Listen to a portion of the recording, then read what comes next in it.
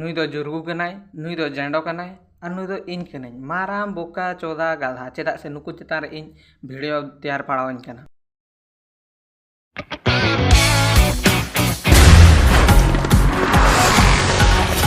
नेतो पे नेल दाड़ा कना झिकमिक खाट खाट Santali news channel India reporter रंडी छड़ी कुरिन सेंडो न्यूतुम ते माय नेम इज मिस्टर जेंडो कैमरामैन जुर्गु साउते देला तो बेखन बो नेला एते मई चेद बैसक लेका रुठी सितुंग रे चेदा पे तिंगु काना दातांग हनी साउते कला जिल चकना कमा दिnya ar ko miten kana pustor sab kate mana re tinggu ko me ona chiting tinggu kana te mei am ho pale khala jil chakna sina no bang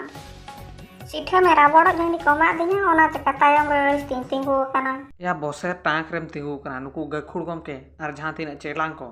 आपे जहाना तेगे पे ओलोक कान हिंदी इंग्लिश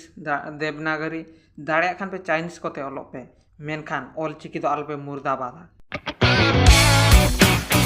एते जेंडो बोकाम नेल काट को बांगे तो गाधा बांगे तो मारांग बोका गाधा मेनखान नो समाज शांत अड़ी दिन खने नेल लगुत को चितान लातार भीतर बाहर गोटा के आको के बेंता गुटी एने लेका हाट पता गोटा को धाल को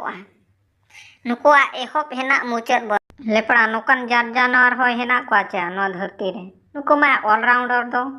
अखान निये धाव आईपीएल दिन आधर बिढ़ाव को चेत चिकई ना भचड़दा या लेवड़ा चिके कना हरबीर ढोड़ाडी पे बद बहर ना जतो रेना के सीमा सारे हेना मेनखान लेपड़ा नुकुआ मा चेत होया बनु तो या सावता रेना एने सेरे दो दोहो ñok पे ओना हको बोकल बोड़े चाबा या उना पे रुसिका खा बाहा सोरहाय तनि बापे एने जटोलेया झेंडोदा या सोरहाय रे मा एटागा को मेन दो एते जुर्गु जाहर दो पालेम सेन कान होया लेपड़ा सोळे जो सेता रे जो हिजो ट्रोडाम साब कते मी ट्रोडांगे साब चोमे सिम हई कोचा हनी ओड़ा ए धुड़ी बुलु टुबु चाबाम उना चका गधी पदियाते तायन ती सेनवा इसेना गिन जोमा उना राळे जागे यार या ओना चेका तो एड़े ओचो का नेतार भंडुआ ओझा ठेन मा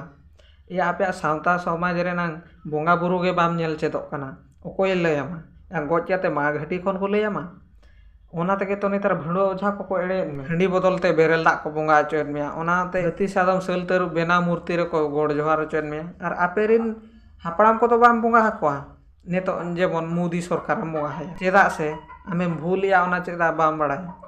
या आपे धर्म रेना अरिचली बोंगा बुरु ओना को के बाम नेल चेदोक का होया लेपड़ा मझी मोणे होड़ को हेना को उनको ना को नेला या नेतार मेटांग अपडेट ओना ऑप्शन हेना मझी वो बदल को अतु बो बांचावा ओकोय मझी जुदी छुड़ी मुड़ी है उनी तो को बदल एकन ए लेपड़ा नोका थिया सनाम को सगुन दाराम नो साना फेगुड़ चैनल ते और जतो को जोहार और ओनका जुर्गु लका जुदी जाहिर ते बाम सेन को एनखान बाखेण को बाम बड़ा के साउते नोमा स्कूल कॉलेज करे में बाको पढ़ावा मेनखान ओना चका बो चेत को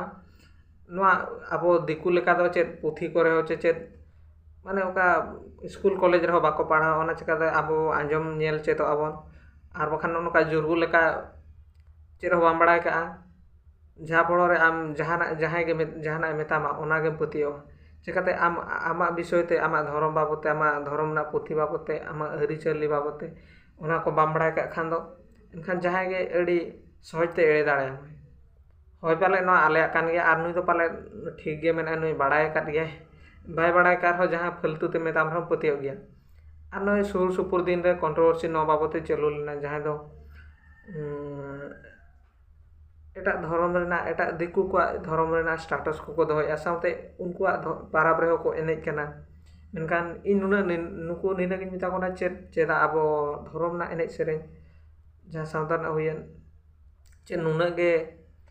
सस्ता कना और जहाँ उनको जहाँ स्टेटस पार्टी को हुईना जे बया स्टेटस बेते आको हो ठीक गया सम्मान पे मा कोना ओना अडी भागी गया और नोआ हो खनो उना भागी गया अब आरो शुरू पे जे अब आरो हो उनका पोस्ट बढ़ाए पे इनका जहाँ को बाड़ा दुनिया हड़ को बाड़ाय मा उनका पे कमी दाड़ा खान अडी हुना ले कुसिया और सावते नोय चलू कना नोय मेटांग नुका सोशल मीडिया रे चलू कना जहां दो मेने को किछि गान हर दो मेटांग बोंगा बुरु दो नेतो दो बिजनेस चलू कना और ओना डाहार तके इन मेल खा दो कटिज नो इन नेलत खान दो इना हिसाब ते इन होन का धारा गे नेल चेका से अब दुनिया सारा दुनिया बड़ाई बन अब आदिवासी कना बन और आदिवासी तो प्रकृति पूजा कना बन धीरे दारे के जेमन बो बंगाया उनका दा धीरे दारे नाड़ी को उनका अड़ी का एमान त्या को मेनखान नितो जहां नेलोक कना फोटो मूर्ति को ने चितर करे को बंगाया साउते हाथी सादम सल तरुब लका बेनाव मूर्ति रे को गड़ जोहारक कना और नायके को हो एटा एटा नायके बाबा को हो एटा सीमा रे को बंगाया जहां दो इन बड़ाया ओझा को के एटा सीमा रे चे एटा टोला अतु टोला रे ओड़ा रे को बंगाया मेनखान ने तो ओझा सॉरी नायके बाबा हो ना को कमी कना जे नोआ को दो एकाल गे आधा पतियो कना नोआ को दो आलो पंजाय मा आरो मेटांग येलना हंडी बदल कोते दा को बंगाया बेरेल दा ओना हापड़ाम को तो बाको बंगा को ना जिनते बंगा जहां लगा ने तो एकाल के बाबू मेनखान दो जहां नेता मंत्री उनको बो बंगा को मेनखान ओना को आधा पतियो कना नोआ को दो आलोबन पतियो मा साउते आरो मिन होड़ मेन का तमन का साउता सुसरिया गे जे माझी बो बदल को अतु बो बांचावा नोआ आजा हिसाब ते तो आजा इंटरव्यू नेला जे आजा हिसाब ते तो मेन जहां का keypad mobile Nokia mobile button mobile जहां बो ता खाना ने तो स्मार्ट मोबाइल ना जहां दो ढाका फोन पे मेता काना होय ओना लका अपडेट माय मेनखान इना हो निना हिसाब ते इनिन मेताय काना जे गोंके साउते ओना को माय अपडेट गया साउते जे बोंगा बुरु अरि चली माना बताओ ओना माना बारन को बिचार आचार माझी मा गोटा दरबार रे दाड़ान चे गोटा अतु टोला इनखान ओना को बाड़ाय का खान ओना को अपडेट तारा का खान मा इनखान अड़ी भागिया साउते ओने आबो मेटांग ट्रेडिशनल बो बगी कना जहां दो एटा धर्म कोते एटा ये कोते को उठो कना तारा